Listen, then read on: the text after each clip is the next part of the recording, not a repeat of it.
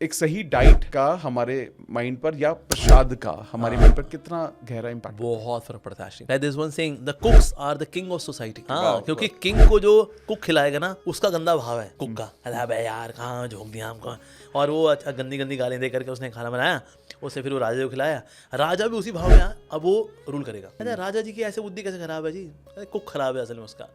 सो इसलिए king is not the king, तो cook is the king. तो इसीलिए ना कुक्स आर वेरी इंपॉर्टेंट। हमें किसी से भी हाथ का बनाकर खा लेते हैं ना, तो वो भाव उसका जाता है एक्चुअली। इससे भी ज्यादा इंपॉर्टेंट है कि उसको ऑफर कौन कर रहा है भगवान को, भोग लगाना बेसिकली। अगर कुकिंग जो है मान लो किसी ने टेढ़ी मेढ़ी किया, लेकिन भोग लगाने वाला बड़ा अच्छा भाव था, O lord you have made this, कृपा करके इसको स्वीकार करें, आप तो इतने दयालु है प्रभु, तो मैं आपको इसको अर्पित करता हूँ। तो ऑफर करने वाला अगर बड़ा प्योर है तो उसके जो दोष हैं they can be taken care of. उसके बाद जो है मान लो ये भी इतना प्योर नहीं था, भाई चलो रखो भाई, टन टन टन टन टन टन, ठीक है, आपने भगवान को भोग लगा दिया, भगवान ने पा भी लिया मान लो उसको, भगवान बड़े दयालु है।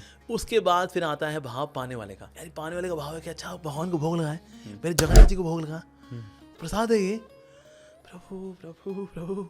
उसका भाव अगर शुद्ध है तो भी उसको वो चीज़ इंपैक्ट नहीं करेगी, because he is seeing divinity in that. जैसे Mirabai, she was given poison but she took poison, कि चरणामृत में मिला के दिया है उनके रिश्तेदार ने, लेकिन फिर भी शी टुक, यार ये तो मेरे प्रभु का चरणामृत है, इवन दो शी न्यू इसमें जहर मिलाया गया है, बट स्टिल शी टुक। अरे जहर क्या काम करेगा, तो मेरे प्रभु का चरणामृत है। अगर कोई इतनी हाई लेवल ऑफ कॉन्शियसनेस में है तो उसे वो चीज़ इंपैक्ट नहीं करेगी। वाई? बिकॉज चेतना बहुत हाई लेवल की है। पर अब मीराबाई के लेवल पे तो हम नहीं है भाई, तो हम साधारण लेवल पे हैं। तो कम से कम इस बात का हम ध्यान रखें कि ना कुकिंग करने वाला सात्विक हो, ऑफर करने वाला भी अच्छा हो, and then we should offer food to God. तो अब एक होता है खाना, एक होता है प्रसाद। खाना होता है आप सात्विक लें, वेरी गुड, लेकिन जब वो भगवान को अर्पित होता है then it becomes spiritual actually. So spiritual food is very important, because ultimately body की नरिशमेंट हो, लेकिन सोल जो कि स्पिरिचुअल है उसकी नरिशमेंट भी तो देखनी है हमें। तो वो वाला कैसे होगी?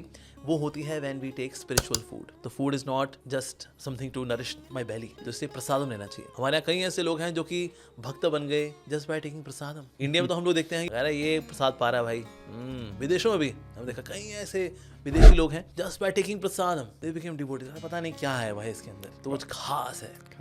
तो यस, सो प्रसाद रियली मैटर्स। तो इसलिए जितने लोग चाहते हैं उनके बच्चों के संस्कार अच्छे हों, उनको चाहिए अपने बच्चों को प्रसाद खिलाएं। अन्न जैसा होगा वैसे हमारा मन होगा, जैसा अन्न वैसा मन, और वैसा जीने का ढंग। तो अन्न को शुद्ध करना बहुत जरूरी है।